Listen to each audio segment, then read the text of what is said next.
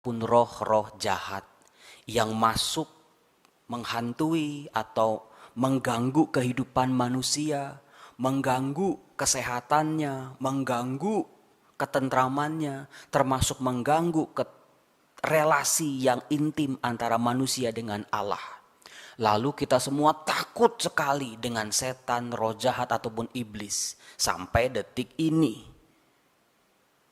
Lewat kuburan takut, di rumah sendirian takut, termasuk rasa-rasa takut yang lain.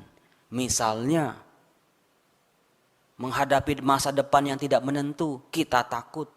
Lihat cicilan-cicilan, kita takut. Nanti mau ujian, kita takut.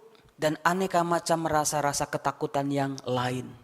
Tetapi saudara, apakah Anda tahu bahwa ada sosok lain yang lebih istimewa, lebih kuat, lebih luar biasa, namanya malaikat. Yang secara konsisten hadir dalam kitab suci, dalam perjalanan orang beriman, sejak kitab Kejadian sampai kitab Wahyu. Tapi kenapa? Rasa takut terhadap setan lebih mewarnai kita, lebih masuk ke kepala kita dan perasaan-perasaan kita dibanding keyakinan, kekuatan, keberanian karena kita dilindungi oleh malaikat. Peringatan pada hari ini mengajak kita semua untuk menyadari sekali lagi. Ketika kita takut menghadapi sakit penyakit, mara bahaya, dan aneka macam tantangan-tantangan dikatakan tadi dalam bacaan pertama. Tuhan menempatkan malaikat di depan, berjalan di depan kita. Artinya untuk melindungi, untuk menjaga, untuk mengarahkan. Dalam kitab suci ada begitu banyak tokoh-tokoh yang melihat, mengalami, merasakan sosok-sosok luar biasa yang adikodrati, supranatural. Misalnya Adam dan Hawa, Abraham, Lot, Hagar, Yakub, keledai Bileam aja bisa melihat. Yusuf, Maria, dan tokoh-tokoh yang lain. Kalau kita perhatikan, ketika malaikat menampakkan diri kepada manusia, konteksnya selalu menyampaikan kabar dari Allah untuk orang-orang terpilih ini. Dan kalau kita lebih gali, lebih dalam lagi, ternyata berita yang mau disampaikan malaikat selalu berujung pada keselamatan umat manusia. Bukan hanya keselamatan tokoh-tokoh yang tadi saya sebut, tapi juga keselamatan seluruh umat manusia. Karena malaikat sendiri artinya adalah pembawa kabar yang diutus, pribadi yang menyampaikan berita. Itulah malaikat. Saudara-saudaraku yang terkasih, itu mah Romo Yosef mungkin malaikat itu cuma substisius atau tahayul atau bisa-bisanya orang dulu aja. Tidak.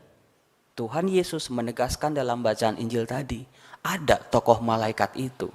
Perannya istimewa, kehadirannya bisa dirasakan. Saudara-saudara, sebagai penutup khotbah saya tertarik untuk mengulang Ibrani bab 13 ayat 2. Ibrani bab 13 ayat 2 dikatakan begini. Jangan kamu lupa memberi tumpangan kepada seseorang. Sebab dengan berbuat demikian, beberapa orang dengan tidak diketahuinya telah menjamu malaikat-malaikat. Bisa jadi malaikat selalu hadir dalam kehidupan kita. Dalam wujud-wujud yang tidak pernah kita bayangkan. Tapi mungkin karena kita terlalu tidak menyadarinya, maka kita merasa nggak ada malaikat itu. Malaikat selalu hadir dalam diri orang-orang kecil. Ketika kita membantu mereka,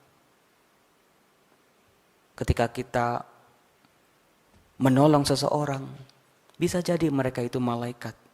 Tetapi saudara-saudara, sebetulnya kita bisa menjadi malaikat satu sama lain. Caranya gampang. Kalau saat ini kita susah untuk membantu orang lain, karena kita juga sedang dalam kesulitan, berdoalah bagi mereka. Meskipun mereka tidak minta, mereka tidak tahu kita doakan, di situ kita sedang bertindak seperti seorang malaikat. Mari saudaraku, kita menjadi malaikat satu sama lain. Membantu orang supaya hidupnya sejahtera. damai dan sukacita. Kemuliaan kepada Bapa dan Putra dan Roh Kudus, seperti pada permulaan, sekarang, selalu, dan sepanjang segala abad. Amin. Kita lanjutkan dengan persembahan.